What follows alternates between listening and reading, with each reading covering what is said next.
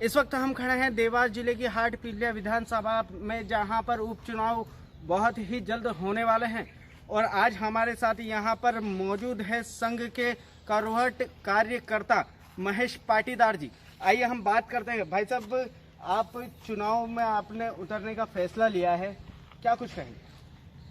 अभी हाटपिपलिया विधानसभा में जो उपचुनाव हुआ है और पार्टी ने जो निर्णय लिया था कि कहीं न कहीं जो दल बदलू लोग हैं, जिनका भविष्य अगर हम पिछला देखें तो उन्होंने कहीं न कहीं जिस पार्टी में उन्होंने जन्म लिया था उनके पीठ में उन्होंने छुरा घोंपा है। और आज हम इस मनस्थिति में हमारे कार्यकर्ता आ गए हैं कि वो बड़ा असमंजस में कि हम वोट किसको देना चाहते हैं। इसलिए पूरे जनमानस जो है हाटपिपलिया विधानसभा का जो कार्यकर्ता रात दिन से बरसों से मेहनत करते आ रहे हैं, उनका जनमानस देखकर हमने ये फैसला लिया है कि पार्टी कहीं न कहीं अपना निर्णय बदले, अन्यथा हम निर्दलीय के रूप में हाटपिपलिया विधानसभा में चुनाव लड़ने को मजबूर होंगे। मतलब आप भाजपा से ये चाहते हैं कि आपको यहाँ से टिकट दिया जाए? हाँ, सबसे पहले तो भारतीय जनता पार्टी से आग्रह है हमारा, क्योंकि हम बाल्यकाल से संघ के स्वयं रहे और हमने निश्चित ही निस्वार्थ भाव से संघ में, समाज में और पार्टी में सेवा दी है। और आज जो दल बदलू लोग हैं, जो कहीं न कहीं बिक के इधर आ गए हैं, तो उन्हें अगर स्थान मिलता है तो कार्यकर्ता बहुत ज़्यादा आहत होता है। तो उनको ये निर्णय लेना चाहिए कि जो कार्यकर्ता वर्षों से अपने लिए काम कर रहा है, प्राथमिकता उसे दी जाए। क्या लगता है, पिछले 10 वर्षों से यहाँ पर बीजेपी का राज रहा है, यहाँ पर दीपक जोशी जी रहे हैं विधायक के रूप में यहाँ पर, और वो मंत्री के पद पर भी रहे हैं, उनके द्वारा यहाँ पर कुछ ज्यादा कार्य देखा नहीं गया। इस विषय में कुछ कहेंगे? ये तो ऐसा है साहब, इसके पहले अगर हम इतिहास देखते हैं तो कुछ भी और नहीं हुआ था। 10 सालों में कुछ काम तो हुआ है, सरकार रही, उसका परिणाम भी मिला है। क्योंकि भारतीय जनता, अगर परिणाम मिलता तो चुनाव के परिणाम कुछ और होते। ऐसा नहीं है भाई साहब। उसमें क्या हुआ है कि कुछ आंदोलन हुए थे और उनमें कहीं न कहीं जनप्रतिनिधियों की कमी रही। देखिए, अभी देखने में यह आया है कि सड़क और पानी की से जूझ रहा है हाटपिपलिया विधानसभा, तो इस विषय में कुछ कहेंगे आप? बिल्कुल साहब, पानी की समस्या तो बरसों से रही है और ये बहुत छोटे स्तर पर ये मतलब समाप्त हो सकती है। इसमें ज्यादा खर्च होने वाला नहीं है, लेकिन यहाँ के नेताओं ने इसको हल करना ही नहीं चाहा है। तो नेता तो यहाँ पर बीजेपी के ही थे ना?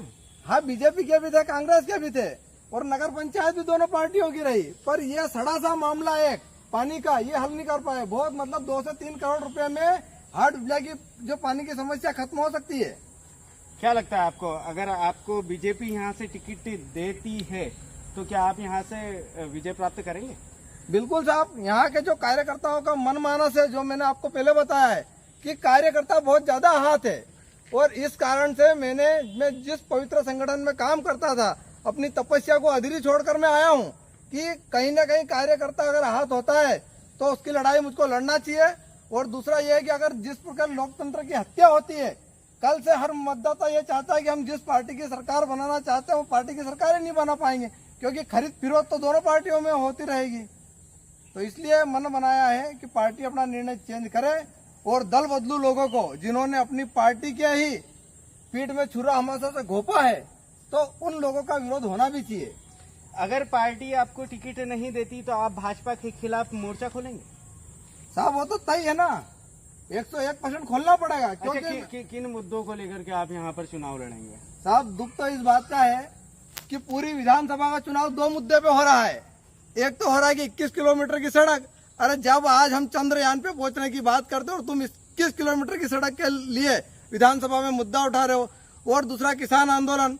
एक भैया वो आके दादा दयालु आके बोलता है कि मैंने किसानों के लिए सम्मान के लिए मैंने वो दिया था, अपना पद छोड़ा है। तो भैया ये बताओ, ये आंदोलन तो मंदसौर से चला था। अगर केस वापस होंगे तो पूरे मध्य प्रदेश के होने वाले हैं, तो उसमें तुमको इतना ज्यादा त्याग करने की आवश्यकता नहीं थी। अगर आपको वास्तव में किसानों के प्रति इतना दुख दर्द था तो आप कांग्रेस से सीधा इस्तीफा देके पार्टी में आ जाते, बीजेपी में आपका स्वागत होता। आपके मुद्दे क्या रहेंगे? आपके विशेष मुद्दे क्या रहेंगे? विशेष मुद्दे हैं कि आज किसान बहुत त्रस्त है, सरकारें योजना बहुत बनाती है, जमीन पे फॉलो नहीं हो पाती है। आज किसान अपनी एक पावती लेके तहसील में जाता है तो बिना पैसे के नामांतरण नहीं होता, उसका परेशान हो जाता है। शासकीय योजनाओं का लाभ जमीन पे लेने के लिए पहले सबसे पहले अधिकारियों के जेब भरना पड़ते हैं। इसलिए मैं चाहता हूँ, भ्रष्टाचार बहुत फैला हुआ बहुत है, ज्यादा तो फैला हुआ है। भ्रष्टाचार के खिलाफ आप यहाँ से आवाज उठाएंगे? बिल्कुल उठाएंगे साहब, और निष्ठा ईमानदारी के साथ हम काम करने वाले लोगों में से हैं। और हम तो एक बात आपको आपके चैनल के माध्यम से बता दें, हमारे पास तो चुनाव लड़ने के लिए पैसा भी नहीं है। जो कार्यकर्ता लड़ेगा वही पैसा खर्च करेगा और उसका ही परिणाम उनको मिलने वाला है। हाटपिपलिया की जनता आपको समर्थन देगी? पूरे हाटपिपलिया की नहीं, पूरे हाटपिपलिया विधानसभा की जनता मेरे को समर्थन देगी, क्योंकि मेरी 25 साल की जो तपस्या है, मैंने जो निष्ठा और ईमानदारी के साथ काम किया है, वो जनता ने मेरे को देखा है।